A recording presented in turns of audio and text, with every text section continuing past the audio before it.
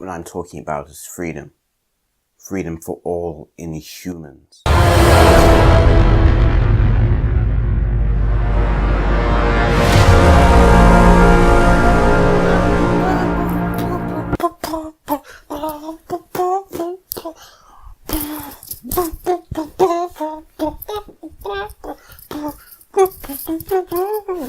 We're back. New phase, new vision, new scope, new direction. Hi, for the first time ever, I present to you a short little playstyle video, a mini one if you will. Not really the quality I wanted to do, but I need to get this out very soon because it's coming out on TV. So this is my review for Marvel's Inhumans, the IMAX version. This is non-spoiler review. Spoiler review coming after the TV version. There's comparisons and all that stuff. I'll be giving a score from Marvel's Inhumans at the end of this video with comparisons to other stuff I've already reviewed, such as X-Men Apocalypse, Doctor Strange. I think that's it. Is that really all I've reviewed? That sucks. Oh no, I must have reviewed something else. Must have. Come on. Apparently not. Apparently I haven't reviewed anything else, so I need to review more basically.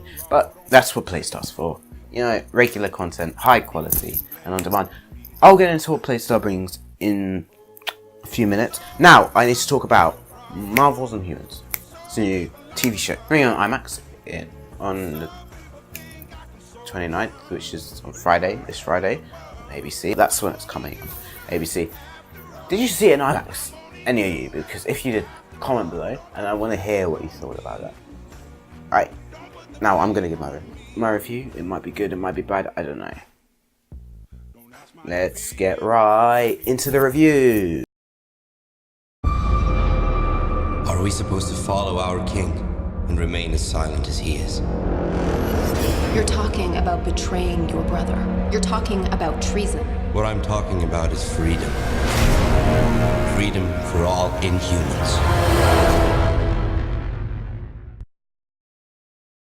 So the first thing I want to talk about is how it premiered in IMAX. So obviously the whole thing was shot in IMAX cameras and premiered in IMAX. So the IMAX basically gave Inhumans a better, higher scope. So, you know, you kind of see it and it looks bigger, looks better. It does. Every shot from Atalan on the moon to Hawaii on Earth and all the sets and then everything in between. Really, it gave it much higher scope, and that is something I enjoy. Sure, it wasn't as as big as Dunkirk or something, which is in full freaking IMAX, or even Star Wars or anything like that. But in its own right, it's a TV show in IMAX, and it did its job pretty well. Like, I really did. I was happy with what I was seeing in IMAX. The IMAX footage was good, and I mean the sets. But for IMAX, they were literally built with the intent to show it in IMAX, and sets like filled the screen, and it was really good. It was really good. I really loved the IMAX. Let's do it with the size. So this is freaking TV. This tiny little thing. You see that? Is there even a whole bit? Yeah, there is. That is TV, and that is IMAX. I can't even fit it on, but it's IMAX digital. Not full 70mm IMAX. That's just, that's too big, I think, for a TV show, especially at this stage. So from when it started, I was really feeling like this was a freaking movie type TV show. Like, it was high budget, it was high quality. Like, it had these freaking amazing visuals for the intro and all these things that I really liked. I really loved it. It was great. It was like, I thought, oh my god, I'm going to be in for a treat. And it was really good at the start. The quality's kind of slightly decreased to the end, but you gotta have a solid beginning to get to the end. You can't have a crap beginning and then get a good ending. It doesn't work like that. Now, the acting, the outstanding characters, Maximus, Black Bolt, Karnak, and maybe even Medusa, but the Maximus, Black Bolt, Karnak were my three favourite. I'm not going to tell you why. So let's start with Karnak. Kenlan, he does a really good job at being Karnak as the kind of play it down or boring uncle type character who doesn't really care about anything because it doesn't matter really. That was actually quite good. It's like you have there's this one scene. It's not really a spoiler. There's this maid who's like smelling him, giving him a look, and then he's just like, in the first day I'd be taken in by your beauty. In the second day I'd realise all your imperfections, and by the third day you'd be crying or something like that. I don't remember, but yeah, you get what I mean. And there's this other bit where he's like, they're celebrating some humans, and he's like, well, it's just in however many years, a black hole is gonna consume us all. Yeah, just kind of, then you have that awkward silence kind of thing. He's that guy, basically. And it was quite funny. I really loved that. So I think Karnak might be one of my favourite characters, and they do explain his powers pretty well. Powers. I'm doing this. Powers pretty well. Their skills, but they explain them well. People were saying, "Oh, he's time traveling." He's not time traveling. You can pretty much tell. However, I think you do need a bit of background on the characters. I'm not gonna lie, because they don't really explain it to new audiences. They just have them, and there they are. You really need to know who this character is, who that character is, that character is, that character is. Black Bolt, loved him. He doesn't speak, but he has these really good facial expressions. But yeah, okay, enough about Black Bolt. He wasn't the standout character. The standout character was Iwan Leon as Maximus the Revolutionary, as they're calling him at the moment. He was so good as Maximus. He was a great villain because he's not really a villain, but he's kind of a hero, but with bad methods, when Black Bolt's kind of a villain but with good methods ish. So it's kind of hard to distinguish, because Black Bolt is the protagonist, but is he really? Yeah, we got the guy just trying to he's trying to abolish slavery, really. Is he bad? Yeah, Martin Luther King, or he's kind of like the Malcolm X of the Inhumans, but there's no Martin Luther King, so you got to ask yourself, is it a good thing to have Malcolm X? Do you really hate him or do we love him? I loved him personally. I really liked him. I thought he was a great Maximus. I thought he was a great actor in himself, and the character was pretty well written, pretty well performed. I mean, there were a few bits that I didn't like, a bit cliched, like, you should have known this day was coming. I thought that was a bit cliched, but you know what? It's, what else are you gonna say at the end of the day? So yeah, it was, Maximus was just so good. He's the reason I went to see this. The freaking second trailer, Rag and Bone Man Human, that was so. He is the reason why a lot of people are seeing this, mainly because he, is in Game of Thrones and everyone loves him. He's not Ramsay. He's not a Ramsay character, but he is his own character, and it's unique to the Marvel Cinematic Universe, something we haven't seen as of yet. The plot was just very simple, Black Bolt King, Maximus, brother of the King, Maximus want to take over and free the miners. That's it, really. I mean, it was. Attilan is a very controversial and very political city. You have the miners, which you help them survive, help them live on the moon. Without them, they'd probably be dead. But at the same time, they're kind of forced into it, and you have this caste system. If you're too close to being a human, or if you have your powers basically useless, you're put into the bottom class. It's horrible, really. But yeah, you got to ask yourself: is this the right way? And then at the same time, you have the humans who are about to discover them. Everyone's on their tiptoes, trying to.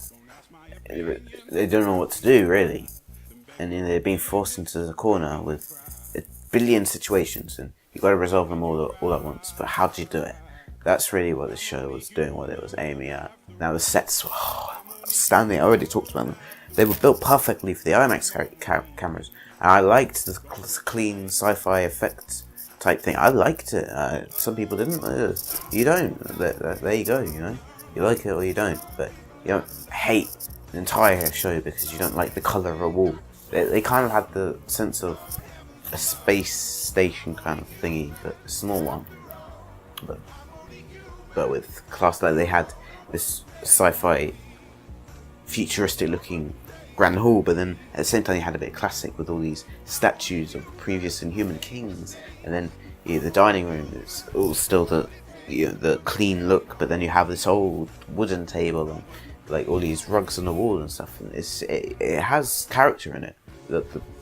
Each room has character in it, whether it's the freaking shapes, like you have those weird stairs, quadrant stair things that they go down, and then they got the water projection thing, and they got the two cloak. I don't know what anything's called. I know the Inhumans, but I've never read the comics, so I don't know. I'm not too huge a fan of them to know this and know that and everything. I think that's one of the reasons why I like this so much, because from what I know, some of the adaptations weren't great. Like Oran, I know she wasn't an assassin. She's like some cat-looking thing with big ears, and she can hear the word of everything. But then this one's just, I don't even know if she has powers. Like, she's very smart, very cunning, quite evil. I don't know if she has powers, if it's like combat or if it's just a skill like Karnak. But she, rather than having massive ears, she just goes down and freaking snaps people's necks. I mean, and then at the same time they had I never knew about this character until after I'd seen Inhumans, but there's this door wall thing, and it's a door wall that speaks, but then apparently it's not meant to speak, and they kind of made it like swords and Power Rangers. I mean, I didn't mind that personally, because I don't think a silent door is gonna really, be a great character. But some people don't like it, some people don't like it. Some of the adaptations won't come directly from the comics because it's meant to evolve into that. Maximus is not Maximus the Mad, he's Maximus the Revolutionary. Atalan is a very primitive, kind of primitive at where it is now, but probably by the end of the season or next season, if there is one, please say there is one, because then we'll get the freaking best Inhuman show ever, because they'll say, oh look, all this has gone wrong, let's do it better. They'll probably evolve into the techie Atalan that can move and go to above Earth and wherever it is. I don't know, New York or something. The costumes don't really look like, but and Atalan, yeah, I don't know. But this is like the origin story for each Inhuman and Atalan itself. Really, this is a theory I had that by the end of the season they're going to take most of the Inhumans from Earth to Atalan and build it up properly. Yeah, not have the miners. Maybe they can. The government will give them the formula for the primitives or the alpha primitive. That's Agents of S.H.I.E.L.D. stuff, which I'll get into another time. Not now. At the end of the day, it's a TV show on IMAX, and it did make it a lot better, and it made it look nicer, and I liked how the scope and everything. But it wasn't hugely necessary. It's not like you don't see it, you're missing Scream, for example, or it's things you can only experience in IMAX. It's not, to be fair, you can't really experience it to the level you can on TV and IMAX, but it's not like huge up, but like TV would be level 5 and then IMAX is like level 7 or something. It was good. I was happy to see it, and if you get the chance you should see it, even though it's gone now. Yeah, I was happy to see it, and if you get the chance you should see it, but it's not completely necessary to get every single bit of the MCU like the other films are. And it's not like Doctor Strange, where if you don't see an IMAX, it's like the experience is just completely different. It's not completely different, but it is different. Now the visuals, everyone was complaining about saying Medusa's head and look that bad. That doesn't look great, and personally I didn't think it looked that bad in the trailers. But here it's fixed. Here it's perfect, beyond perfect. It looks real. It looks film quality. The effects and the show were outstanding. The not only Karnak's, the way Medusa's hair, Lockjaw, perfect. There was not one bad CGI in this IMAX version thing I